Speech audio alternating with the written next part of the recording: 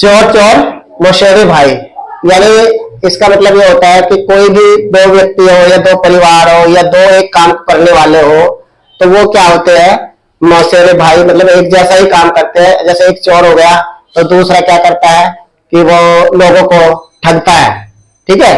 तो एक ठग हो गया, एक चोर हो गया, चोरी करके घर में से लाता है, एक लोगों को जाते हुए उनको मतलब ठग लेता है, उनको मतलब उनको दिमाग उनका डाइवर्ट कर लेता है और इधर उधर से कुछ भी करके वो क्या करेगा, उनसे पैसा वसूल लेगा, चीजें वसूल लेगा, ऑर्नामेंट्स वगैरह होते हैं, ये समथिंग कुछ मतलब एवरीथिंग जो भी है वो जो काम की चीजें वो ले लेता है उससे।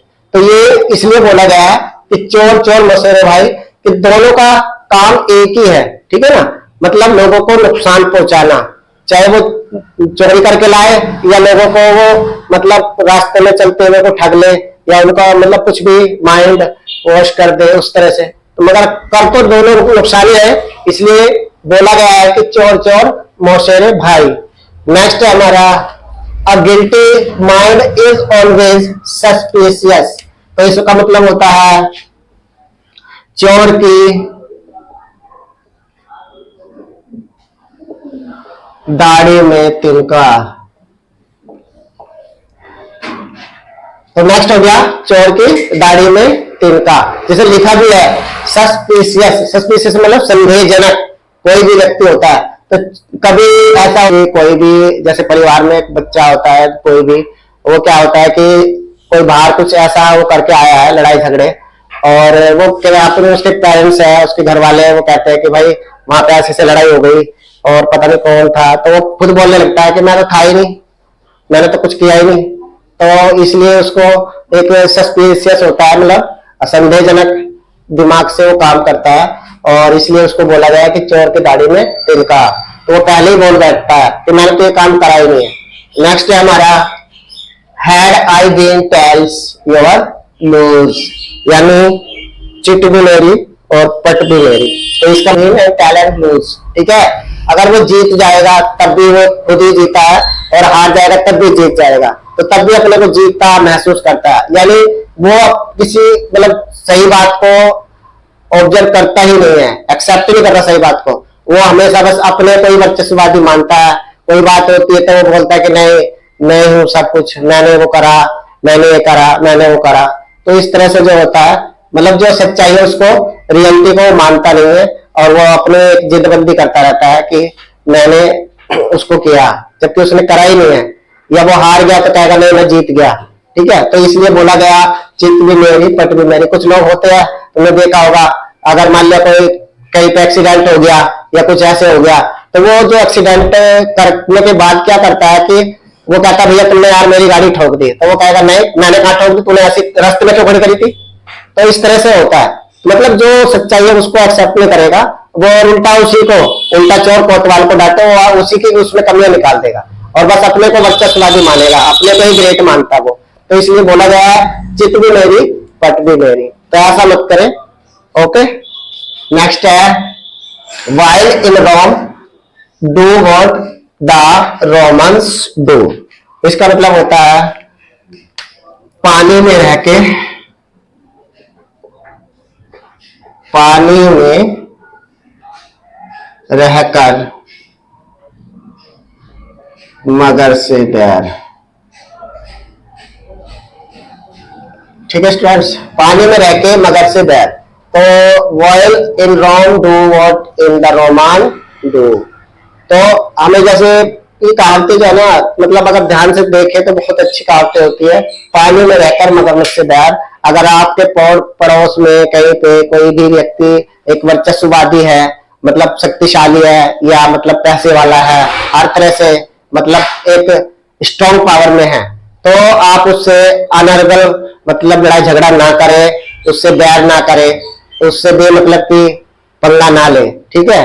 तो ये इसमें सिखाया गया है पानी में। तो देखिए यहाँ पे जो कहा गया, जाके पाँव में फटे दिवाई वो क्या जाने तीर पर आई। तो कितना अच्छा मतलब एक मतलब इडियम से ये प्रोवर्ब से, सॉरी। तो इसमें जो है जाके पाँव में फटे दिवाई वो क्या जाने तीर पर आई, मतलब कुछ लोग जैसे कहते हैं कि यार उसको वो परेशान हो गया, उसके दर्द हो रहा है या उसको मतलब ऐसे चोट लगी बहुत सारी, तो कुछ लोग कहते हैं नहीं चोट वोट कुछ नहीं लगी, हो तो हट्टा कट्टा है, तो स्ट्रॉन्ग है, तो उसमें कुछ हो ही नहीं रहा।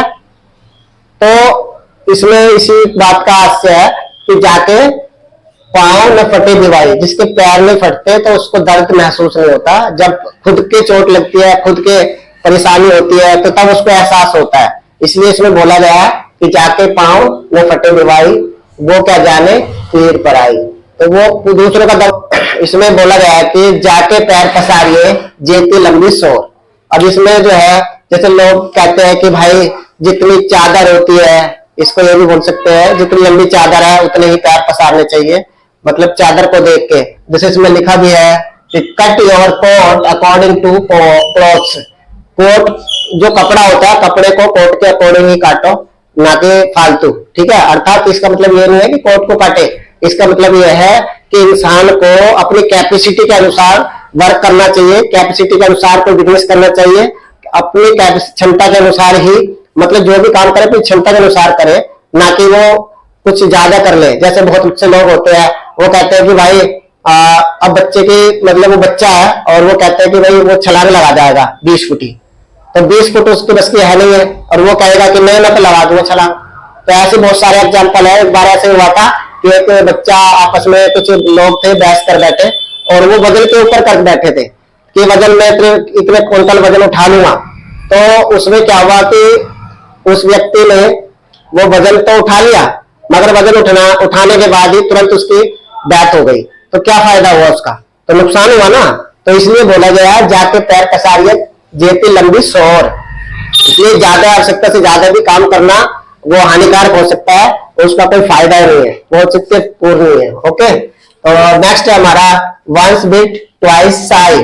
वंस बिट, दूध का जला छाछ भी फूक फूक कर पीता है। तो क्या मतलब हुआ, वंस बिट ट्वाइस साई, तो इसका मतलब क्या हुआ, दूध का जला छाछ भी फूक फूक कर पीता है।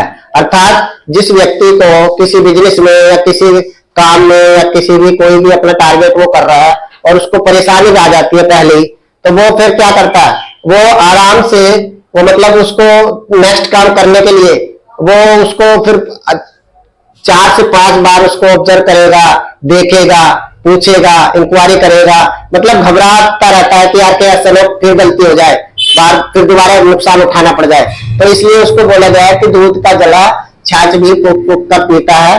तो इसलिए जो है हमें जो है काम को देखभाल करके ही करना चाहिए। नेक्स्ट है हमारा make hay while the sunshine, यानी बहती गंगा में हाथ धोना। तो इसका होता है हमारा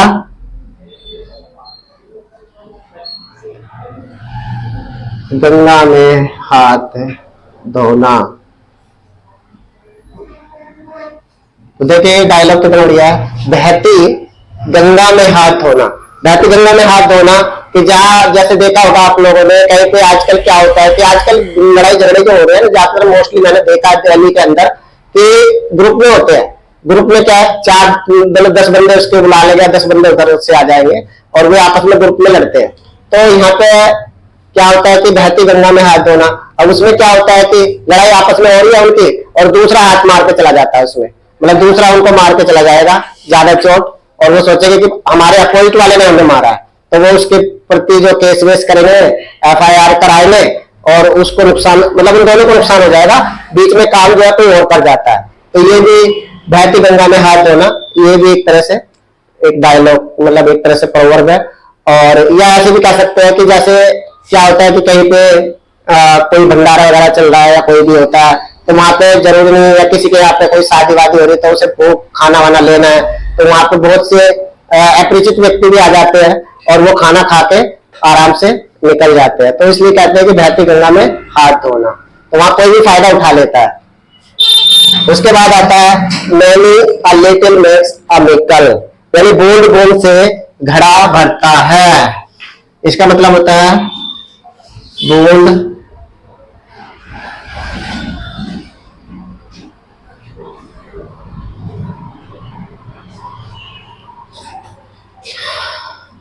तो इसका मतलब होता है कि बूंद बूंद से घड़ा भरता है। तो इंसान को कभी भी अपने को मतलब वो नहीं करना चाहिए, परेशान नहीं होना चाहिए या गिव अप नहीं करना चाहिए, हार मतलब नहीं माननी चाहिए, उसे धीरे धीरे काम करते रहना चाहिए। एक ही दम वो चाहता कि बड़ा हो जाए, वो गलत होता है।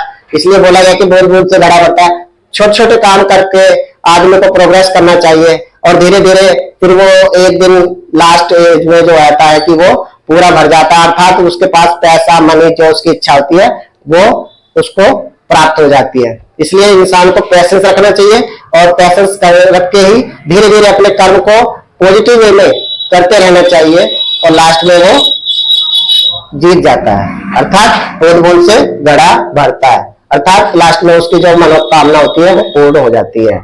इसलिए इसके दांत खाने के और दिखाने के और, ये तो बात सही है कि हाथी के दांत जो लंबे वाले निकले आ जाते हैं सफेद व्हाइट कलर के, जिनको आजकल लोग जो है उनके सुपारी वो करके और उनको स्मेल में भी कर देते हैं, बेच देते हैं, और वो बहुत महंगे जाते हैं, मगर उससे जो हाथी को पेन होता है वो एहसास नहीं करते उसको, ठीक है ना।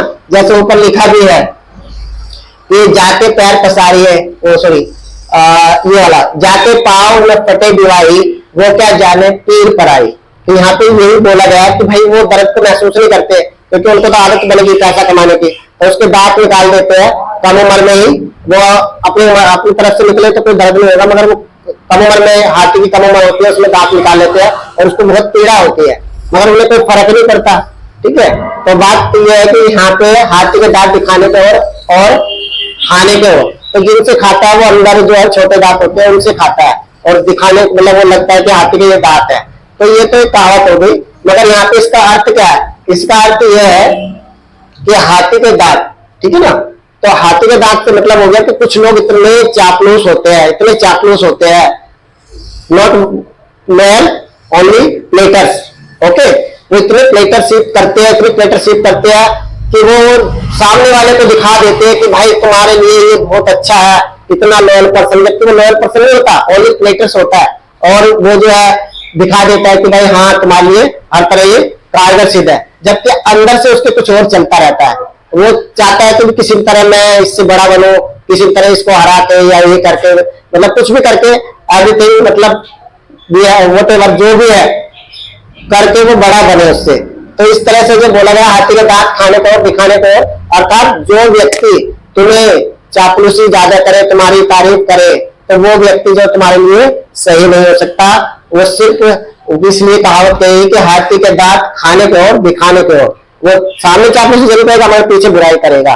तो इसलिए ये चीजें जो है हमें बहुत सबक देती है, बहुत ही मतलब एक नॉलेज गेन कराती है, प्रोवर्ब्स और इडियम्स। इसलिए मैं ये कहूंगा अपने जो सब्सक्राइबर्स है उन लोगों को, स्टूडेंट्स को, कि इनको याद करें, धीरे धीरे थोड़ी थोड़ी हम करा रहे हैं, 10-10 प्रोवर्ब इडियम्स हम करा रहे हैं, तो 10-10 से कुछ ज्यादा वो नहीं होता, 2 बार रिवाइज करोगे और तीसरी बार में अच्छे से याद हो जाएगी। अगर हमने 100 कराई तो 100 में से कम से कम 25-30 भी तुम्हें याद रह गई, तो तुम्हारे कंपटीशन में भी, जैसे IAS PCS कंपटीशन में, SSC में भी आती है, ये SSC में CGL CSSM इनमें भी मतलब आती है। और अगर कंपटीशन जो होता है जैसे बैंक पे वगैरह, कभी कभार वहां भी उसका अर्थ पूछ लिया जाता है, तो ये बहुत कारगर सिद्ध रहेगी आपको कंपटीशन के लिए भी और स्पोकन इंग्लिश के लिए भी। स्पोकन इंग्लिश में भी अगर मान लो कोई सेंटेंस होता है, अब वो ढूंढ के लाएगा कि भाई ये बताना है, तो उसमें जो है यानी सेंटेंस का सीधे प्रोवर्ब का यूज कर सकते हैं, 2 बार प्रोवर्ब में होते ही है, सीधे सीधे आराम से हम इनको यूज कर सकते हैं। तो बाकी सभी आप लोग जो है समझदार हो। Okay, thank you, salute everyone.